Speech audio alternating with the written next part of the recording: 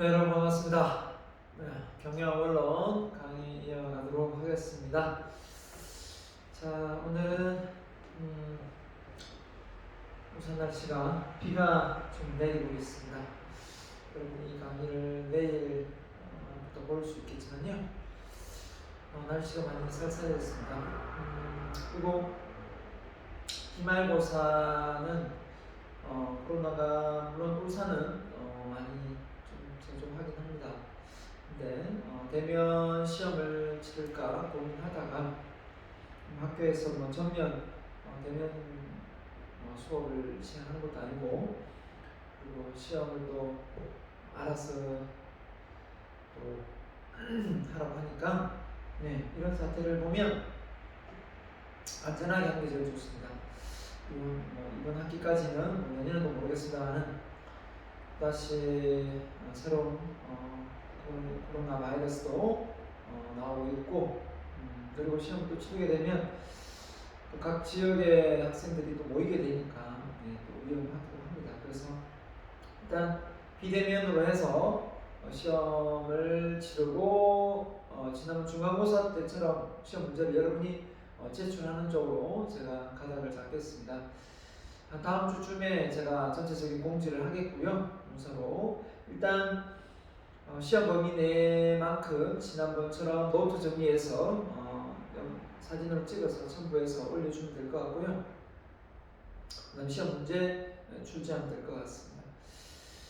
자, 일단 한 번이라도 얼굴을 보면 좋은데, 일단 이렇게 된 점에 대해서 서로 이해하고 넘어갔으면 좋겠습니다. 강의 한번 들어가 보도록 하겠습니다. 자, 오늘 강의의 내용은요, 조직화, 조직에 관한 내용입니다. 그 중에서도 조직 설계와 조직 구조에 대한 내용인데요. 어떤 경영을 하는 데 있어서 조직 인력이 잘 배치되고 어떤 조직 구조를 갖추어서 운영하느냐에 따라 성과가 달라지겠죠. 경영의 성과가. 그러면 크게는 이제 유기적 조직, 또 기계적 조직 이렇게 많이 나누기도 하고요. 이제 조직 구조로 보면 하이라키 조직, 그 다음에 플랫 조직 이렇게도 많이 나눕니다. 하지만 조직의 구조가 이렇게 단순하게 딱 4가지로 구분되는 건 아니고요. 그래서 이 조직 구조를 설계를 잘 하는데, 조직 설계를 잘 하기 위한 어떤 여러 가지 영향 요소, 그러니까 변수가 있지 않겠습니까? 그 많은 영향 요인이 바로 예를 들면 기업이 가지고 있는 전략, 그렇죠? 목표 전략이 무엇인가, 또 그 기업이 가지고 있는 어떤 현역, 역사는 또 어떤가, 조직 문화는 어떤가, 또 세계 정세는 또 어떤가, 또 지금 현재 만들고 있는 어떤 제품은 또 어떤 제품인가, 그렇죠? 플랫폼 기업인가, 아니면 제조업인가, 다양하게 다 다를 겁니다. 근데 잘 나가는 어떤 한 기업을 보고 우리도 저렇게 해야 되겠다 해서 잘 되는 경우가 있고요. 그 기업은 잘 됐지만 다른 기업은 안 되는 경우도 많이 있습니다. 그런 걸 놓고 보면 왜 그럴까? 완전히 똑같은 제조업인데도 어떤 기업은 그 조직 시스템을 프로세스를 가동시키면 생산성이 올라가는데 어떤 조직은 또 안 되는 경우도 많습니다. 그러니까 어떤 조직은 기계 조직이 맞고 어떤 조직은 유기적인 조직이 맞다는 거죠. 그게 또 구성원들의 업무 역량, 이 자질, 기술력 이런 부분도 많이 영향을 미칩니다. 그렇기 때문에 꼭 기업의 CEO의 마인드만 가지고 조직 설계를 할 수는 없다는 거죠. 그렇죠? 그래서 이런 점을 우리가 조금씩 다 배워 나가면 여러분이 지금 근무하고 계신 그 직장 내에서의 조직 구조를 한번 또 전체적으로 한번 숲을 볼 수 있는 그런 기회가 되지 않을까 생각합니다. 자, 조직 설계의 개념, 조직 설계의 접근 방법, 그다음 조직 구조를 아주 세부적으로 설명을 좀 드리도록 하겠습니다. 자, 일단 조직 설계. 자, 조직 설계 왜 해야 되죠? 자, 조직의 전략, 조직 환경에 적합한 조직 구조를 선택하는 의사결정을 말한다. 그렇습니다. 의사결정. 선택을 하는 건데, 누군가는 그 의사결정을 내리고 책임을 져야 되는 거죠. 자, 근데 어떤 걸 토대로 해서 하느냐, 전략이라는 거죠. 전략과 조직의 환경이 지금 코로나 시국이다 이거죠. 코로나 시국일 때 어떤 그 변화, 그죠? 아닐 때의 변화, 그죠? 또 급변할 때의 변화, 또 경쟁사가 또 엄청나게 치열하게 또 많이 생길 때의 변화, 뭐 또 새로운 신제품이 많이 나올 때의 변화, 다 다르겠죠. 뭐 우리나라는 수출을 많이 하고 있으니까 중국의 어떤, 일본의 어떤 상황, 뭐 이런 여러 가지 변수가 많습니다. 지금의 상황을 놓고 보면 최근에 요소수 때문에 곤욕을 치렀고요. 그렇죠? 지금 제2의 또 코로나 바이러스 때문에 곤욕을 치르고 있고요. 예, 그래서 일단 또 이제 사회적인 변화의 금리가 인상되고 이제 마이너스 금리를 넘어서 1% 됐으니까 그래서 이제 대출 금리가 또 이제 많이 오르고 있고, 대출 금리 오면 기업들은 또 융자를 많이 내고 있기 때문에 또 역시 금리 올라가는 부분도 있고, 자, 이런 것들이 어떻게 보면 국내 국외 다양한 어떤 그 외부 환경을 고려하지 않고 조직이 건재할 수는 없습니다. 그렇죠? 개인이든 기업이든. 자, 그래서 조직 설계는 조직 내부적 측면, 외부적 측면을 동시에 고려해야 된다. 이렇게 생각하면 보통 우리 전략의 사업 분석이 생각이 나죠. 조직 구조의 기본 요인들은 전반적인 조직 설계를 위한 기본적 틀을 제공한다. 알겠죠? 조직 설계는 건축에 있어서 설계도와 같다. 그래서 설계도를 왜 짭니까? 그대로 만들으라는 거죠. 건축을 치면. 그러면 조직 구조는 그대로 시스템이 가동되어야 된다라는 겁니다. 보고 체계부터 시작해서 규정부터 시작해서, 그죠? 그런 시스템 가동이 제대로 구축되어 있지 않으면 누가 책임을 지고 누가 실행을 하고, 그죠? 책임 소재가 불분명하겠죠. 기본적인 조직 설계를 중심으로 조직의 특정한 필요성에 따라 수정된 또는 결합된 조직 구조를 선택할 필요가 있다. 한마디로 축소시킬 수도 있고, 아니면 그죠? 어떻습니까? 확장시킬 수도 있고, 통폐합할 수도 있고, 그죠? 아예 없앨 수도 있고, 여러 가지 조직 구조를 책에 이제 뒷부분, 이 장에 뒷부분에 이제 나온 부분인데, 조직 설계를 해서 그 기업의 경영 성과가 좋아지는 것은 몇 프로 되지 않는다, 이런 내용이 나와요. 그만큼 다른 기업이 다운사이징 한다 해서 같이 하고 이게 아니라, 어떻게 보면 그 기업의 어떤 사정을 잘 파악하고 이걸 해야 되는데, 그냥 다른 데서 하니까 우리도 해야 되는가 보다 하고 시행하다가는 큰 낭비를 오히려 볼 수가 있습니다. 손해를 볼 수가 있는 거죠. 그래서 컨설팅, 옛날에 붐이 불면 외부에 또 많은 이 전문가들을 초빙해가지고 기업을 완전히 파헤칩니다. 그죠? 돈은 돈대로 쓰고 나중에 조직 문화는 오히려 옛날보다 더 못하고, 그렇게 되면 부서 이동 다 해놓고, 그죠? 다 해놨는데 오히려 경쟁 구도만 가동되어서 스스로가 눈치만 보고 이런 구도를 가지면 안 되거든요. 잘 따져봐야 됩니다. 그죠? 어떤 제품을 만들고 이 제품을 만드는데 서로 소통할 수 있는 그런 어떤 기회가 많은지, 소통을 안 해도 각자 맡은 업무만 하면 되는지, 여기에 따라 조직 설계가 다 달라진다는 겁니다. 그죠?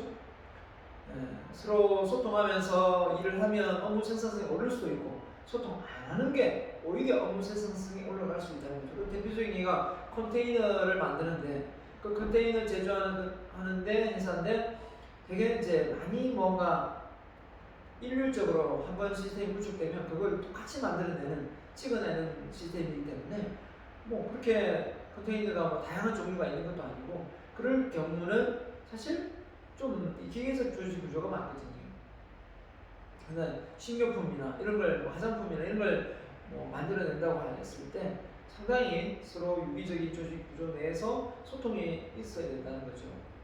그렇게 되지 않으면 좋은 질 좋은 제품이 소비자의 또 기호에 맞는 그런 제품이 또 생산되지 못할 수도 있잖아요. 자, 이런 점들을 우리가 모두 고려해 볼 수 있겠죠. 자, 그래서 우리 책에는 없습니다. 조직 설계의 구성 요소 보면 작업의 전문화, 부문화는 어떤 파트별로 나눈다는 겁니다. 지휘, 개통, 어떻게 할 것인지, 통제의 범위, 집권화, 그러면 좀 독재적인 어떤 그런 느낌 들죠. 공식화, 규정대로, 그렇죠? 자, 이런 요소들이 설계의 구성 요소인데, 전문화를 할 건지 말 건지, 부문화를 할 건지 말 건지, 개통을 누가 가져갈 것인지, 통제를 많이 할 것인지, 집권화 할 것인지, 공식화 아니 비공식화 할 것인지, 이런 부분이라는 거죠. 이 부분이 양쪽으로 나뉘는 거죠. 작업 활동을 어느 정도 분화시켜서 하나의 직무로 볼 것이다. 직무의 전문화.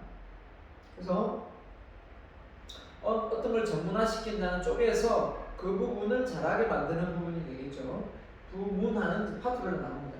무엇을 기준으로 해서 과업을 여러 개 집단으로 뭉칠 것인가. 사업부별 나오잖아요. 사업부, 제품 사업부별 나오고 지역 사업부가 있겠죠.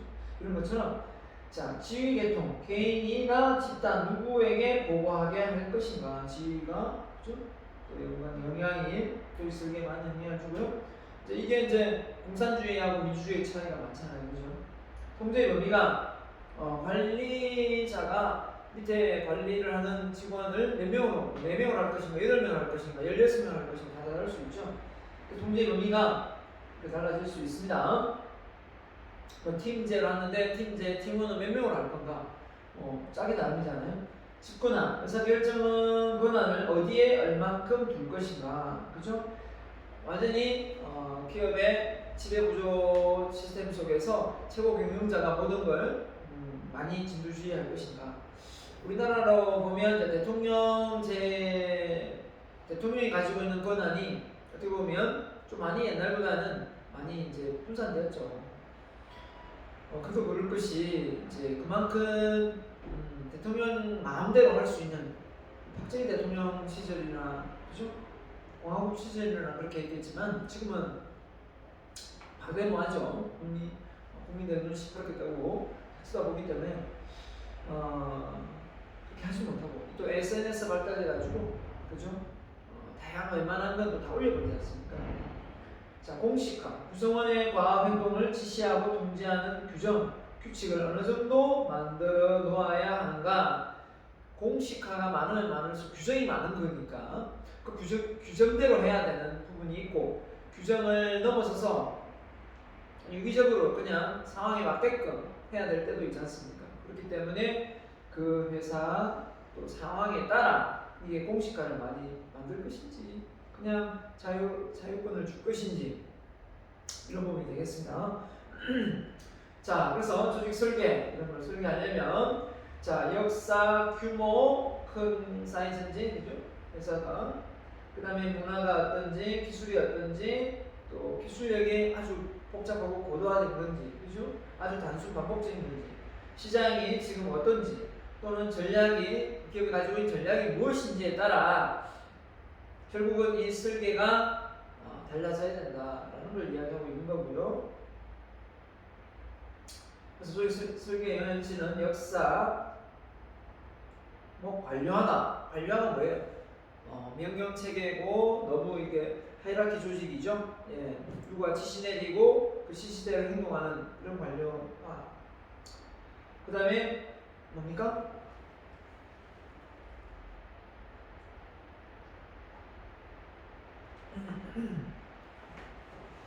그 다음에 규모. 부서의 개청수의 규모는 관리자가 몇 명씩 관리할 건가? 그렇죠? 플랫 조직을 할 건가? 아니면 정말 하이라키 조직으로 쭉쭉 다 보고를 내서 보고 체계로 할 것인가? 수식적으로. 그러면 아무렇게나 못하고요. 항상 보고하고 또 어떤 상황에 대해서도 보고하고 그 지시에 따라 행동해야 되기 때문에 고객이 꽤 빠른 대처가 어렵겠죠. 자, 이런 부분이 있을 수 있습니다. 자, 그래서 전략 보면 원가 우위 전략, 가격을 어떻게든 낮추는 부분에서 공식과 집권화가 필요할 것 같고요. 그 품질 전략을 하면 좀 비공식 전략, 분권화가 맞다라는 거죠. 왜냐하면 그게 이제 이 비공식화라는 거는 규정에 있는 것 외에는 어떤 아이디어도 내고 분권화 시켜서 각자 파트별로 사업부별로 하든지 해서 그 속에서 뭔가 고품질을 낼 수 있는 그런 아이디어를 도출해내기가 쉽거든요. 공식화하고 집권화해서 지시 내리는 아이디어가 윗선에서 내려올 수도 있는 것도 맞지만 현장에서 직접 부딪히는 그 현장의 근로자들의 아이디어가 훨씬 살아있는 아이디어가 많거든요. 문화입니다. 수직 문화, 평등 문화. 여러분의 회사는 어떤 문화인지 잘 모르겠네요. 높은 조직 개창화, 그죠? 그 다음에 평등 문화, 자율과 권한을 위임하는, 자유를 주고 권한을 위임해서 각자 어느 정도의 책임을 지게 하는, 그렇죠? 이런 부분이 있어야 되겠죠. 일일이 보고하고 심지어 화장실 안까지 보고하고 이러면 곤란하겠죠, 그렇죠? 자, 그래서 조직 문화 계층 보면, 자, 우리가 그 기업에 가지고 있는 다른 거는 좀 이렇게 빠르게 프로세스를 입절을 한다 해야 되나? 벤치마킹해서 따라할 수는 있는데 이 조직 문화만큼은 한 번에 안 돼요. 우리가 문화를 다른 나라 문화를 보고 배운다 해서 그 문화가 습득되어지기까지 얼마나 시간이 오래 걸리겠어요.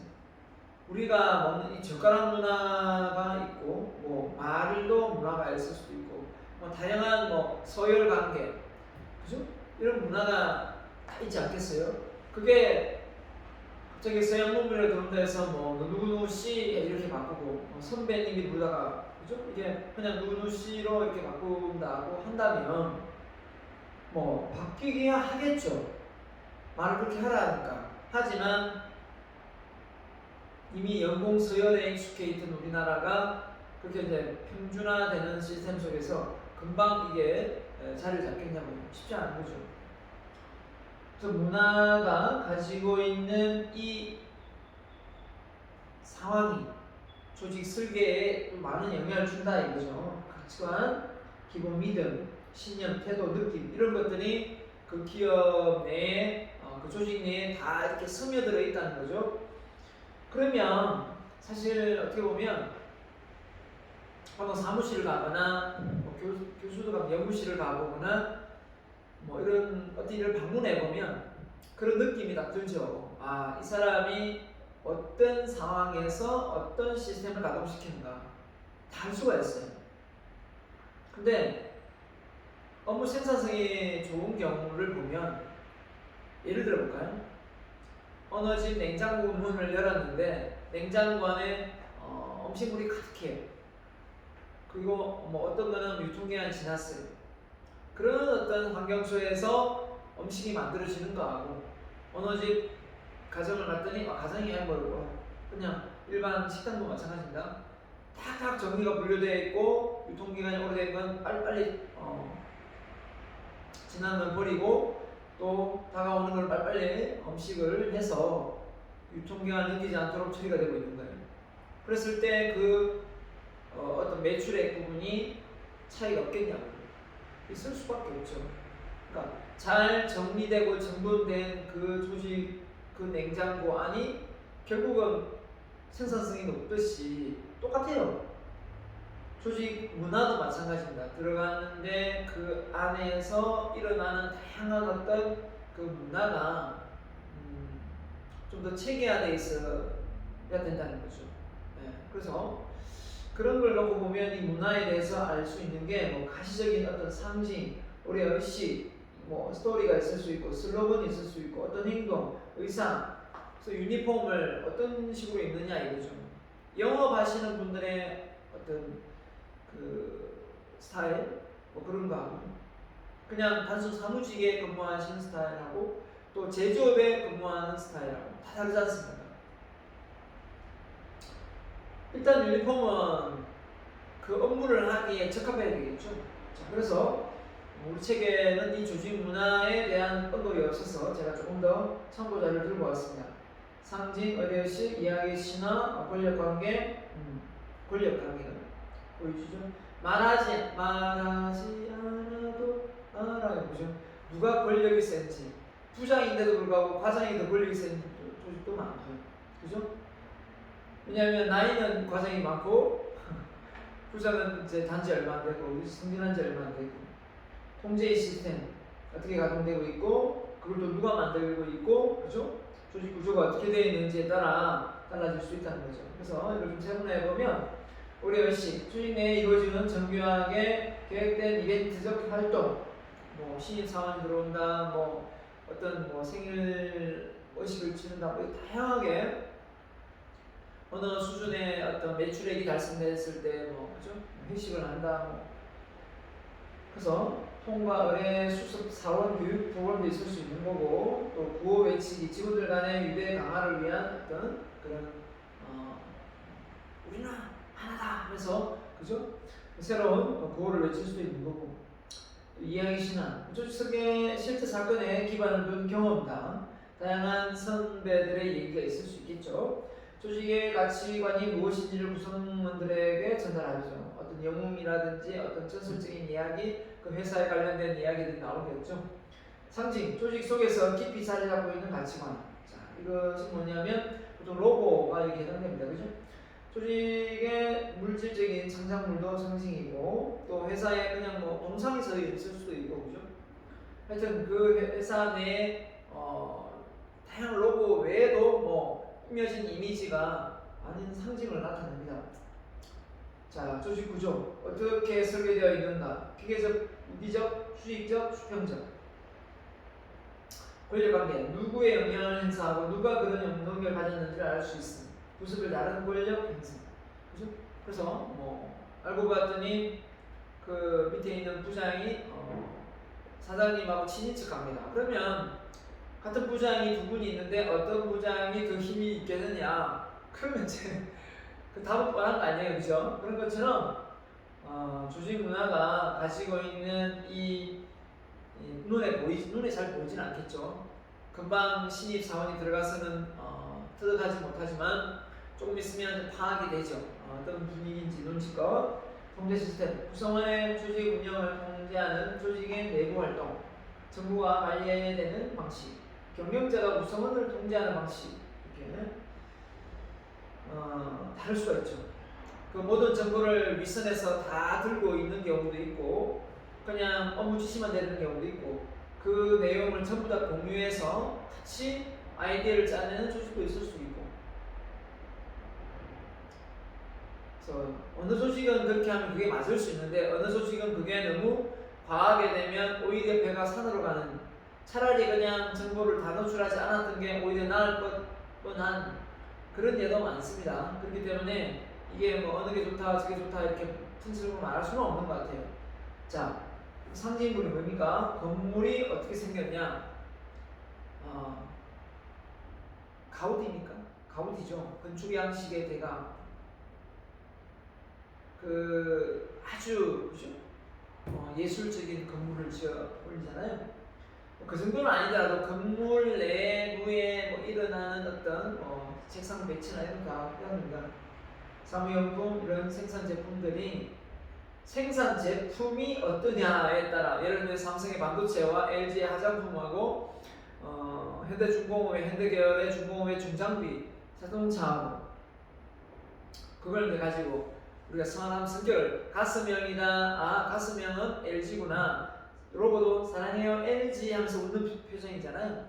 삼성은 반도체 뭐 파란색으로 삼성 이렇게 있잖아요.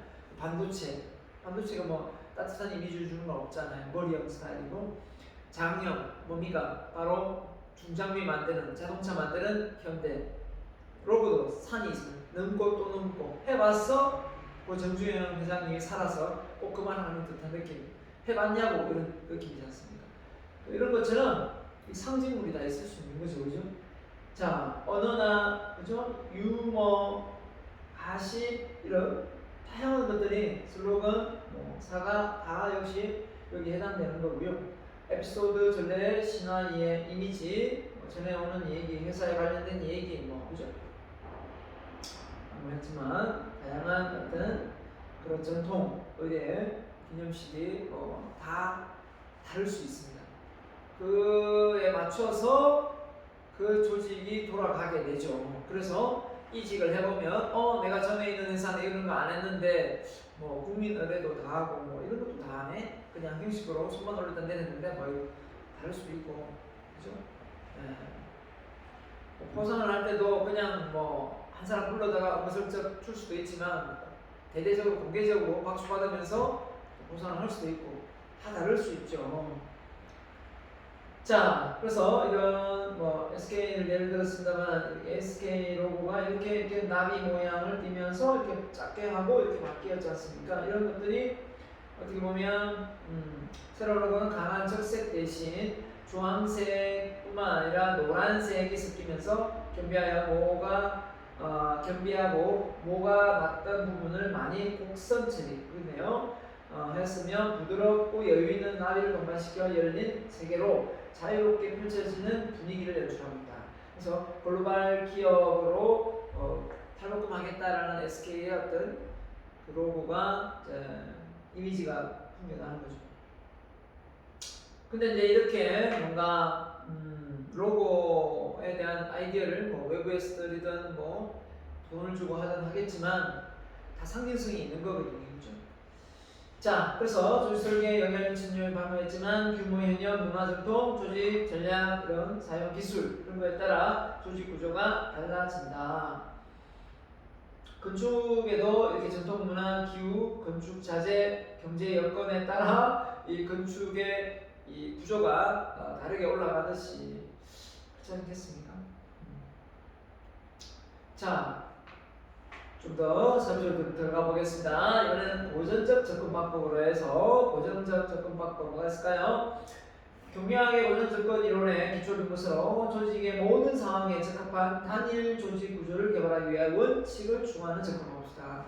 자, 기계적 조직 구조라는 느낌 들죠? 하이라키 조직 느낌 들어요. 가장 효율적인 접근 방법이란 조직 구성은 이 조직에 대한 의무의식, 합리적인 규칙, 규제에 의해 이끌어지는 개청적 구조를 통해서 가능하다고 합니다. 막스웨버가 나오네요. 자, 막스웨버의 조직은 과업의 전문화, 구성원이 갖고 있는 장점을 기준으로 배치, 과업을 전문화시킬 필요가 있고 또 구성원이 어떤 장점을 살리기 위해서 그 기준에 맞춰서 배치를 한다. 그렇죠? 인력을 아주 잘 활용하겠다는 거죠. 경영의 기회를 규정하고 그 다음에 합리적이고 비개인적인 조직 풍토. 한마디로 이야기하면 개인적인 어떤 친분에 의해서 뭔가 승진을 하거나 뭐 이렇게 인력을 배치시키지 않겠다는 거죠. 웨버의 이러한 관료 조직이라고 표현을 했는데 관료 조직은 의사결정 규칙, 명령의 어떤 명확한 명령 대통, 정신보다는 능력과 경험을 중시하겠다. 정신이 뭐예요? 자기 아는 친구나 동료라고 해서 폭파적으로 어떤 점수를 더 주는 게 아니라 능력과 경험을 기준으로 승진 기회를 주겠다는 거예요. 이런 조직 문화가 뿌리를 내려야 직원들이 일을 더 열심히 하겠죠. 그러면 이미 뭐 승진은 누가 할 거고 뭐 자기 직계 다 하지 않겠어? 이렇게 되겠지 않습니까? 그죠?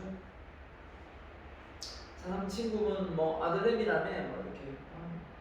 또한 관료조직은 권한 책임에 대한 명확한 규정이 이루어지기 때문에 종업원의 성과, 평가, 보상을 쉽게 할 수 있다. 그렇겠네요.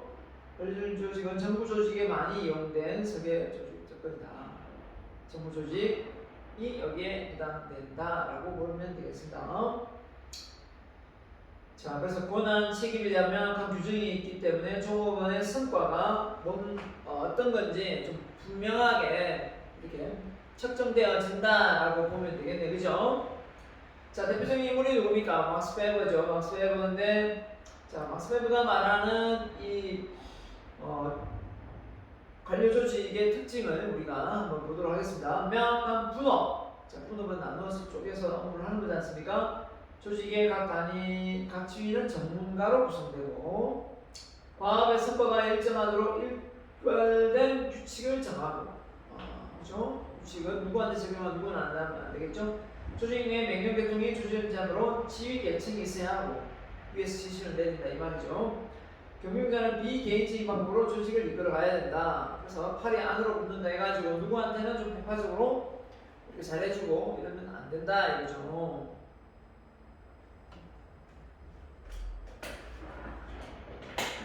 자, 그래서 이거를 보면 자, 조직의 수직적 계열화 보면 이제 이게 어떻게 보면 막스 베버가 말하는 이렇게 계층적으로 되어 있지 않습니까?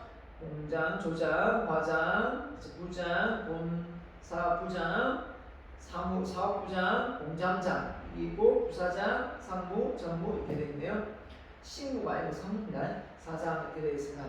이렇게 계층적으로 되어야 된다. 자, 관료 조직의 장점이 뭐냐 보면 분업, 규칙에 의한 의존, 그렇죠?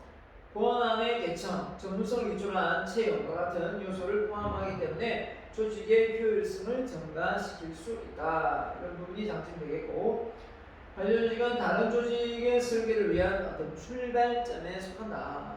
그만큼 기본이다 이거죠.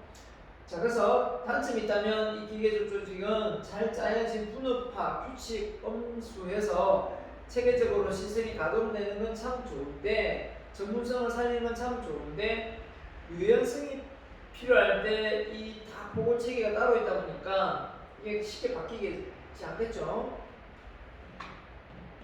조직의 이제 이 인간적인 기계적인 어떤 느낌이 많이 들죠, 그죠? 그래서 인간적인 사회적인 과정을 소홀히 하는 경향이 없을 수 없겠고, 조직에 대한 충성도와 또 비개인과의 관계. 자, 그래서 좀 아부를 많이 떤다든지 뭐 이렇게 좀 더 잘 보이려고 노력하는 부분을 배제를 한다라고 하지만 사람이 운영하는 거지 않습니까? 사람이 운영하는데 코빼기도 안 보이고 서로 바로 인사도 안 하는 사람한테 그 사람이 업무를 잘한다고 해서 승진을 시키겠습니까? 그렇지는 않을 것 같거든요. 업무가 조금 미숙해도 그 사람의 대인관계가 워낙 넓고 폭이 넓으면 오히려 좋은 점수를 많이 받는 경우도 많아요. 그렇기 때문에 이 비개인적인 관계에 의한 과정은 비인수적이 되는데, 자, 그래서 그만큼 좀 자기를 드러내지 않고, 그죠? 그게 자기의 감정을 드러내지 않고 조직을 운영한다? 쉽지 않죠. 어느 일이든. 자, 그 다음에 존 우드워드의 주장입니다. 이번에는 앞서 무슨 뭐였습니까? 앞서 고전적 접근 방법이면 두 번째는 과학 기술에 관련된 접근으로 조직 구조를 짜는 거예요. 존 우드워드는 주장한 과학과 그죠? 기술 같은 조직 내 변수를 고려해 조직 설계를 한다. 과학 기술이란 제품을 생산하는 데 필요한 서로 다른 생산 기술을 의미합니다. 그렇죠? 기술이 다를 수 있겠죠. 존 우드워드의 과학기술 표준은 이 단위가 단위냐 소규모 배치냐, 그 다음에 단위 생산, 고객의 주문에 따라 개별 제품을 생산하는 것. 제품이 개별 숙련 공예에 의해 생성되기 때문에 복잡성이 가장 낮다 이렇게 보여진다. 그 다음에 소규모 배치 생산, 그렇죠? 그래서 기계 부품과 같이 상이한 단계별로 소량으로 제품을 생산한다. 그다음 대규모 배치 생산입니다. 매출, 대량생, 조립 라인 등의 제품을 대량으로 생산하는 것. 그 다음에 유연 공정 생산이라 하죠. 공정 생산인데 지속적인 생산 흐름을 통해 고도로 복잡한 장비에 의해 생산이 된다. 자, 볼까요? 자, 기술 부분에서 단위 생산은 자, 쭉 분화되지 않고 비공식화된 그런 단계에서 조직 구조가 만들어지고 대량 생산, 표준화되고 분업화되고 그래야 대량 자동차, 대량 어떤 제품들이 나올 수 있지 않겠어요? 이제 유연 연속 공정 생산 기술은 각 파트별로 잘 분권화되어서 자율적으로 행동하는 요소가 참 많다. 분권화와 자율화입니다. 그래서 중앙의 권력을 분산합니다. 분권화. 자, 존 우드워드의 결론이 뭐냐? 기술이 복잡할수록, 그죠? 기술이 복잡할수록 수직적 조직 구조가 형성되며 많은 감독과 조정이 필요하겠습니다. 기술이 복잡할수록 수직적 조직 구조가 형성되며 많은 감독과 조정이 필요하다. 아하, 그죠? 기술이 복잡할수록 그 다음에 단위 생산에서 대량 생산으로 변할수록 하위 경제 관리 범위가 증가하나 대량 생산에서 유연 공정 생산으로 바뀌면 오히려 감소한다. 알아서 다 하니까요. 기술의 복잡성이 증가할수록 사무직 일반 관리요원이 필요하다. 네.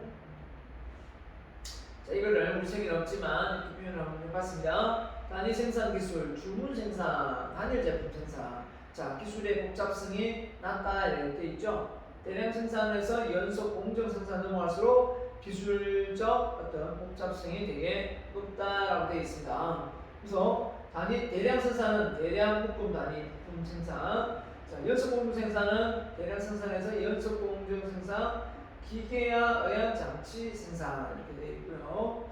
단위 생산은 주문 생산, 단일 제품 생산, 복잡한 단위 생산, 대규모 장치 조립 생산, 소량 단위 묶음 생산 이렇게 되어 있습니다.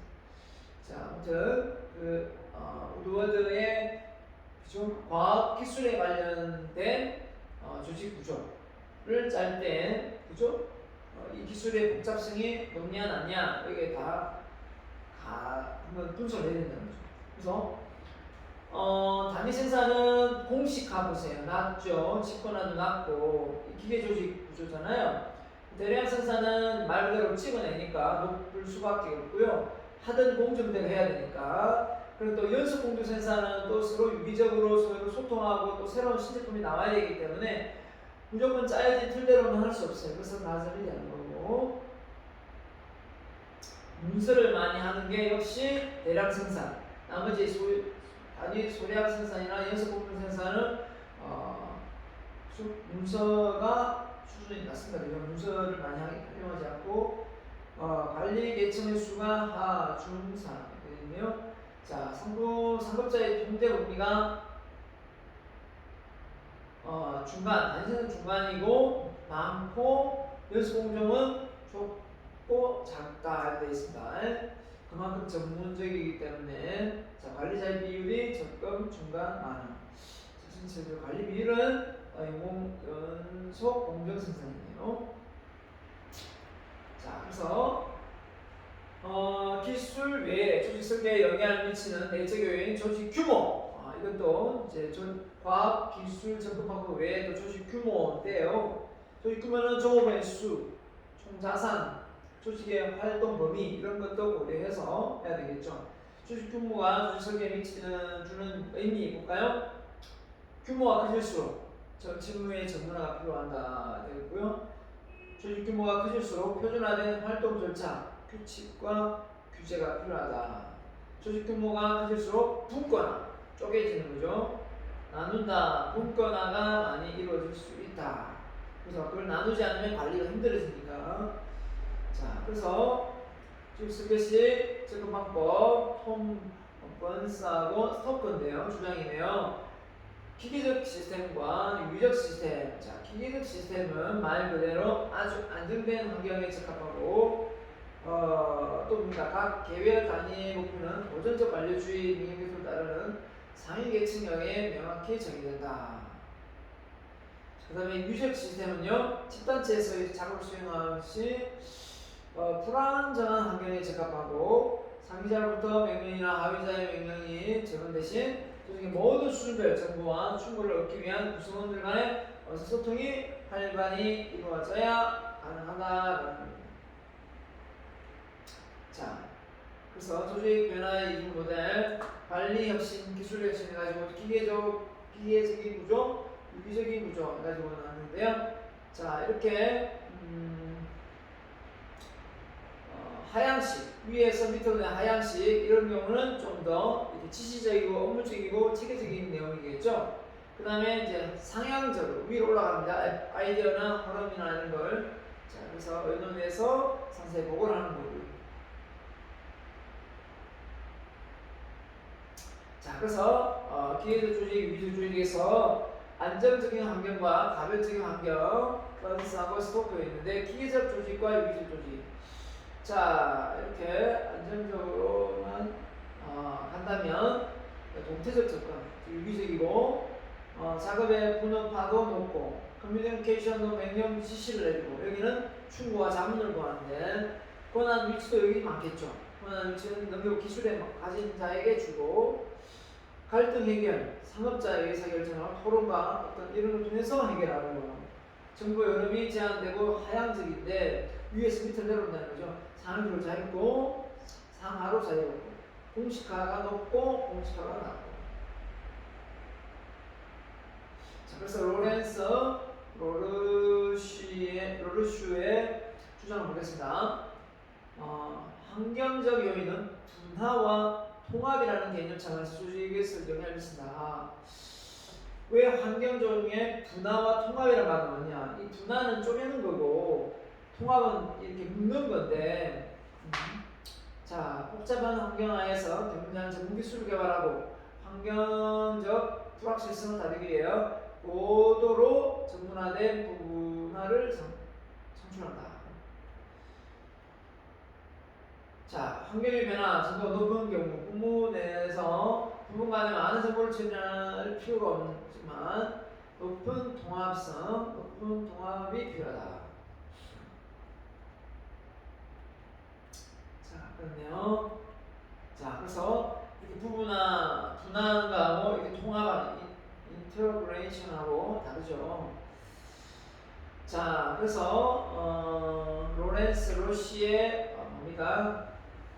기술 분류 조직 구조 설계입니다. 그래서 제품이 플라스틱이냐 식료품이냐 컨테이너냐 여기서 다르죠. 그래서 환경의 다양성, 통합의 정도가 낮냐 낮다. 그 다음에 통합과 연결 메커니즘, 위계와 계획, 절차에 대한 기계식 방식이고 영향 행사 부서는 영업팀이다. 입니다. 자, 그 다음에 플라스틱이나 높고 식료품보다는 환경에 다양한 영향을 더 많이 주네. 플라스틱이 높네요. 식료품은 이제 썩어버리지만 플라스틱 잘 안 썩잖아요. 그 다음에 통합의 정도가 높고 그 정도면 이제 소통이 잘 돼야 되겠네. 팀, 위원회, 위계, 계획, 그죠? 규정, 규칙보다는 그래서 영향 행사, 계획, 규정. 자, 환경의 특성과 조직의 내용입니다. 환경은 높은 복잡성 또는 빠른 변화 또는 자원의 희소성을 내걸고 있습니다. 그래서 높은 불확실성 또 자원 의존. 그렇죠? 자, 그래서 이 부분은 잠깐 쉬었다가 하도록 하겠습니다.